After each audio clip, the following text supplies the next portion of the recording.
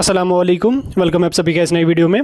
तो जिस तरह आप सभी को पता है कि 12th based paramedical diploma courses जिसमें हमारा जीएनएम, एएनएम, एमआरटी आता है और पैरामेडिकल के सारे कोर्सेज जैसे डी फार्मेसी है, मेडिकल असिस्टेंट है, ऑपरेशन थिएटर है, एनेस्थीसिया है, डायलिसिस टेक्नीशियन है, सारे जितने भी पैरामेडिकल और टेक्नोलॉजी मतलब पैरामेडिकल के डिप्लोमा कोर्सेज हैं और जीएनएम, एएनएम, एमआरटी है, उनके एप्लीकेशन फॉर्म्स लग रहे हैं और 24 आपकी यहाँ पे लास्ट डेट रहने वाली है। तो इसमें यहाँ पे स्टूडेंट काफ़ी ज़्यादा कंफ्यूज्ड हैं कि इंट्रेंस इस बार आपका होगा या मेरिट बेस आपकी सिलेक्शन रहने वाली है। तो इस वीडियो में मैं आपको वही समझाने जा रहा हूँ कि इसमें आपका इंट्रेंस होगा या आपको मेरिट के बेस पे सिलेक्शन हो जाएगी। अगर मेरिट के बेस पे सिलेक्शन होगी तो वो किस तरह से आपकी होगी, सब कुछ मैं आपको स्टेप बाय स्टेप डिटेल में आपको समझा दूंगा। वीडियो आपके लिए बहुत ज़्यादा इंपॉर्टेंट रहने वाला है। वीडियो को पूरा एंड तक देख लेना, चैनल को भी सब्सक्राइब कर देना और टेलीग्राम ग्रुप हमारा ज्वाइन कर देना, लिंक उसकी आपको डिस्क्रिप्शन में मिल जाएगी। तो चलिए वीडियो को शुरू कर लेते हैं और देख लेते हैं 12th based paramedical diploma courses का सिलेक्शन का प्रोसीजर। देखिए, अगर आप इन्फॉर्मेशन बुलेटिन देख लोगे, इन्फॉर्मेशन बुलेटिन देखने के बाद ही यहाँ पे स्टूडेंट कंफ्यूज हुए और नोटिफिकेशन में भी अगर आप देख लोगे एंट्रेंस की डेट्स भी उसमें वहाँ पे मेंशन की हैं और इन्फॉर्मेशन बुलेटिन अगर आप देख लोगे उसमें बाज़ाब्ता सिलेबस भी आपका मेंशन किया गया है। तो उसमें आप स्टूडेंट कंफ्यूज हो गए, बोल रहे हैं कि यार अगर इसमें मेरिट के बेस पे होता तो सिलेबस इन्होंने क्यों मेंशन किया। देखिए, मैं आपको एक बात क्लियर करना चाहता हूँ, अगर आप किसी भी ईयर का information bulletin 12th based diploma का देख लोगे, हर ईयर में आपको एंट्रेंस की डेट्स टेंटेटिव मेंशन होंगी या उसमें लिखा होगा विल बी नोटिफाइड लेटर और उसके साथ साथ सिलेबस आपका उसमें डेफिनेटली मेंशन होगा। किसी भी ईयर का इन्फॉर्मेशन बुलेटिन अगर आप गूगल से डाउनलोड कर लोगे, हर ईयर के इन्फॉर्मेशन बुलेटिन में आपको उसका सिलेबस मेंशनड होगा, लेकिन उसमें कंडीशन भी एक लिखी होगी। अगर आप उसको अच्छी तरह से पढ़ लोगे, उसमें कंडीशन भी एक लिखी होगी नोट्स में कि जो सिलेक्शन का प्रोसीजर होगा वो डिपेंड करेगा जेकेबोपी तक। अगर वो एंट्रेंस लेते हैं तो ये सिलेबस आपका रहेगा, अगर वो एंट्रेंस नहीं लेते हैं तो आपको 12th के मार्क्स के बेस पे यहाँ पे सिलेक्शन हो जाएगी। ठीक, वो उसमें हाईलाइट करके लिखा हुआ, अगर आपने इन्फॉर्मेशन बुलेटिन पढ़ा होगा, हर ईयर के इन्फॉर्मेशन बुलेटिन में ये लाइन मेंशनड है। चाहे आप 10th बेस्ड डिप्लोमा का देख लो, 12th बेस्ड डिप्लोमा का यहाँ पे देख लोगे, इवन कि अगर आप बीएससी नर्सिंग का भी देख लोगे उसमें भी वो वहाँ पे मेंशनड है। अब अगर हम कुछ प्रीवियस ईयर्स के बारे में बात करें, पिछले सालों के बारे में अगर हम बात करें, प्रीवियस रिकॉर्ड अगर इसके बारे में हम चेक करें तो आज तक कभी भी जेकेबोपी ने, चाहे जीएनएम हमारा हो, एएनएम हो, एमआरटी हो या पैरामेडिकल डिप्लोमा कोर्सेज हो, इनका कभी भी जेकेबोपी ने आज तक एंट्रेंस यहाँ पे कंडक्ट नहीं किया। ठीक, पिछले कई सालों से कोई भी एंट्रेंस इसका कंडक्ट नहीं हो रहा है।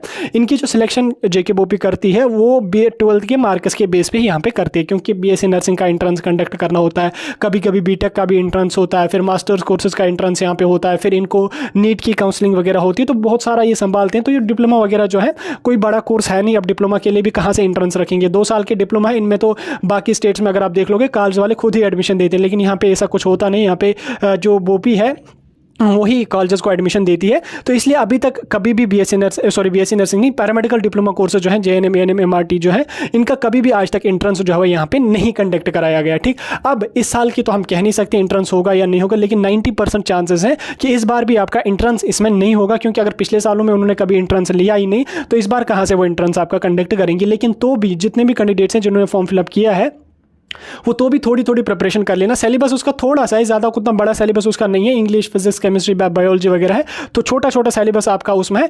थोड़ा सा आप कोशिश कर लेना कि अगर आप प्रिपरेशन कर लोगे तो अच्छा रहेगा, फिर आपको आगे चल के जब सिलेक्शन हो जाएगी फिर उसमें भी आपको काम आ जाएगा। वो जब कुछ पढ़ा होगा वो तो ज़ाया होगा नहीं आपका। लेकिन जहाँ तक हमारा मानना है इसका एंट्रेंस नहीं होगा, कभी इसका एंट्रेंस नहीं हुआ तो ऑब्वियसली इस साल कहाँ से एंट्रेंस होगा। अब आपके साथ उनको तो दुश्मनी कोई है नहीं, वो आपके लिए इस बार एंट्रेंस रखेंगे। अभी तक उन्होंने कभी एंट्रेंस कंडक्ट नहीं किया तो अभी भी वो एंट्रेंस यहाँ पे आपका कंडक्ट नहीं करेंगे। वो आपको 12th के मार्क्स के बेस पे ही आपकी सिलेक्शन करेंगे, चाहे जीएनएम हो, एएनएम हो, एमआरटी हो, सारे कोर्सेज में आपको 12th के मार्क्स के बेस पे ही यहाँ पे आपको सिलेक्शन करेंगे। लेकिन जो बीएससी नर्सिंग करेंगे या बीएससी पैरामेडिकल करेंगे या बीएससी टेक्नोलॉजी कोर्स करेंगे उनको यहाँ पे एंट्रेंस देना पड़ेगा और उनका सिलेबस और नीट का सिलेबस जो है वो सेम यहाँ पे रहने वाला है। देखिए, अब यहाँ पे आपका 12th बेस्ड डिप्लोमा का तो क्लियर हो गया। अब आपको सिलेबस वगैरह देखने की जरूरत नहीं है इन्फॉर्मेशन बुलेटिन में, वो हर साल के इन्फॉर्मेशन बुलेटिन में मेंशनड होता है, उसमें कंफ्यूज मत हो जाना। लेकिन मैं आपको कह रहा हूँ कि आप प्रिपरेशन कर लेना थोड़ी सी। ठीक, ऐसा नहीं कि एंट्रेंस में ही वो काम आ जाएगी, वो फिर आपको आगे चल के भी काम आ जाएगी, क्योंकि बोपी वालों तक है, मुझे तो एंट्रेंस आपका कंडक्ट नहीं करना, ये उन तक है, उनकी मर्जी में भी उन्होंने किया। लेकिन मैं इतना बता रहा हूँ आपको, आज तक उन्होंने कभी एंट्रेंस कंडक्ट नहीं किया, तो अब भी वो एंट्रेंस यहाँ पे कंडक्ट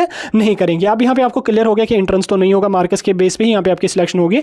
अब अगर आपकी मार्क्स के बेस पे सिलेक्शन होती है तो किस तरह से यहाँ पे आपको मार्क्स के बेस पे सिलेक्शन हो जाएगी। देखिए, मार्क्स के बेस पे जो सिलेक्शन आपकी होती है वो आपको 12th के मार्क्स को देखे जाते हैं। 12th में आपको कितने मार्क्स हैं, 500 में से, उसी के हिसाब से आपको एक लिस्ट लिस्ट तैयार कर दी जाती है, जिसके ज़्यादा मार्क्स होते हैं उसको ऊपर होता है, देन उसके बाद नीचे नीचे नीचे जिस हिसाब से मार्क्स होंगे उस हिसाब से यहाँ पे स्टूडेंट्स की लिस्ट तैयार कर दी जाती है।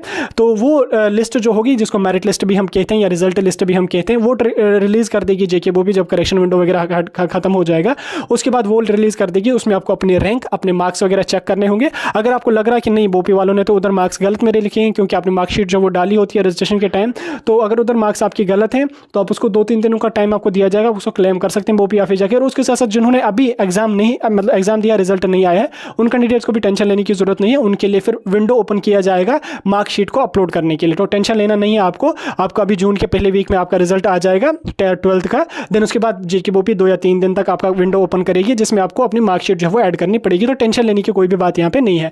तो उसी तरह से आपको 12th के मार्क्स के बेस पे आपको मेरिट लिस्ट तैयार कर दी जाएगी, लिस्ट को रिलीज किया जाएगा, सारे कैंडिडेट्स को उसका नाम होगा और उसमें रैंक आपकी होगी। रैंक आपको अपने मार्क्स के बेस पे होगी। फॉर एग्जाम्पल किसी कैंडिडेट को 500 में से 500 है, वो पहले रैंक पे होगा, 599 होगा, सॉरी 499 होगा सेकंड रैंक, 498 होगा थर्ड रैंक। इसी तरह से फॉलो किया जाएगा नीचे नीचे। अब देखिए यहाँ पे जो मेरिट लिस्ट बनेगी, अब हम 20,000 25,000 कैंडिडेट्स फॉर्म फिलअप करेंगे। उसमें अगर आप देख लोगे मतलब 10 या 15 कैंडिडेट ऐसे होंगे जिनको बराबर सेम मार्क्स होते हैं। अगर आप रिजल्ट भी देख लोगे 30-30 40-40 कैंडिडेट्स होते हैं जिनका सेम मार्क्स होते हैं। ठीक, 400 में से 500 में से 400, 500 में से 400, 50-60 स्टूडेंट्स आपको मिलेंगे। तो उस कंडीशन में क्या देखा जाएगा, फॉर एग्जाम्पल अगर 20 कैंडिडेट्स का सेम मार्क्स है, 598 20 कैंडिडेट्स का है, सॉरी 498 20 कैंडिडेट्स के हैं मार्क्स, तो अब उनमें से किसको पहले नंबर पर रखा जाएगा। ठीक, ये तो सवाल बनता है कि पहले नंबर पर किसको रखा जाएगा। तो उस कंडीशन में देखा जाएगा किस कैंडिडेट ने सबसे पहले अपना फॉर्म सबमिट किया है, उसी कैंडिडेट को यहाँ पे पहले रखा जाएगा। नहीं, सबसे पहले उसको उस कंडीशन में मतलब 498 मार्क्स आपको, मतलब अगर सेम कंडीशन मतलब सेम मार्क्स हैं तो उस कंडीशन में स्टूडेंट्स के पहले 10th के मार्क्स देखे जाएंगे। जिन कैंडिडेट्स के 10th के मार्क्स ज़्यादा होंगे उनको पहले प्रेफरेंस पे रखा जाएगा, और जिनको 10th के मार्क्स कम होंगे उस तरह से रखा जाएगा। नहीं तो वो दूसरा कंडीशन करते हैं, वो डेट ऑफ रजिस्ट्रेशन देख लेते हैं। जिस कैंडिडेट ने रजिस्ट्रेशन पहले की होगी उसको पहले रखा जाएगा, जिसने उसके बाद की होगी उसके बाद रखा जाएगा। उसी तरह से उन 20 कैंडिडेट्स को किया जाएगा वहाँ पे। बाकी उसमें ज़्यादा कोई मसला है नहीं, वो आप तक नहीं है, वो आपको जो है थोड़ा सा मसला होता है वो बोपी का है, वो खुद उसमें कर लेंगे। लेकिन जो सिलेक्शन का प्रोसीजर होगा वो मैंने आपको डिटेल में समझाने की कोशिश की। जब आपकी फिर मेरिट लिस्ट आ जाएगी उसके बाद फिर से एक लिस्ट जारी कर दी जाएगी जिसको काउंसलिंग शेड्यूल हम कहते हैं। तो उसमें आपको बता दिया जाएगा किस डेट को आपको आना है, किस रैंक से लेकर किस रैंक तक के कैंडिडेट को काउंसलिंग के लिए आना है। वो देखिए आपको काउंसलिंग में पार्टिसिपेट करना पड़ेगा। देन जिस हिसाब से आपकी काउंसलिंग वहाँ पे होगी 1000 आपको फी पे करना पड़ेगा। फी पे करने के बाद आपको वहाँ पे फिर जो है वो एक फॉर्म दिया जाएगा, उसको फिलअप करना पड़ेगा। उसमें आपको 5-10 कॉलेजेस का नाम और कोर्सेज का नाम यहाँ पे डालना पड़ेगा। उसमें आप मल्टीपल कॉलेजेस मल्टीपल कोर्सेज भी रख सकते हैं, जैसे आप जीएनएम भी रख सकते हैं। अगर जीएनएम और पैरामेडिकल की सेम एक ही दिन काउंसलिंग हुई तो वैसे जीएनएम की अलग काउंसलिंग होती है और पैरामेडिकल की अलग काउंसलिंग होती है। उसमें आपको मर्जी है, आप 2-4 मतलब जितने 4-5 कॉलेज आप रख लीजिए और 1000 फी पे करिए। उसके बाद आपको पता चलेगा कौन सा कॉलेज मिला, देन सिलेक्शन लिस्ट आ जाएगी, फिर कॉलेज में आपको एडमिशन वगैरह जो है वो करना आपको पड़ेगा। तो चलिए फिलहाल वीडियो को यहीं पे खत्म कर लेंगे। ये था आपका सिलेक्शन का procedure 12th based diploma courses के बारे में। मुझे लगता है अभी मैंने आपको सारा समझा दिया, लेकिन अगर अभी आपको समझ नहीं आया है तो फिर मैं कभी जब टाइम मिलेगा तो डिटेल वीडियो में आपको 10-15 मिनट का वीडियो बन जाएगा, उसमें मैं डिटेल में आपको सारा प्रोसीजर समझा दूंगा। फिलहाल मैंने समझा दिया आपको, अभी ज़्यादा कुछ टेंशन लेने की जरूरत नहीं। मार्क्स के बेस पे आपकी सिलेक्शन होगी वो मैंने आपको यहाँ पे समझा दिया। कोई डाउट कोई कंफ्यूजन होगा कमेंट सेक्शन में बता सकते हैं। किसी भी टॉपिक पे वीडियो चाहिए कमेंट सेक्शन में पूछ सकते हैं।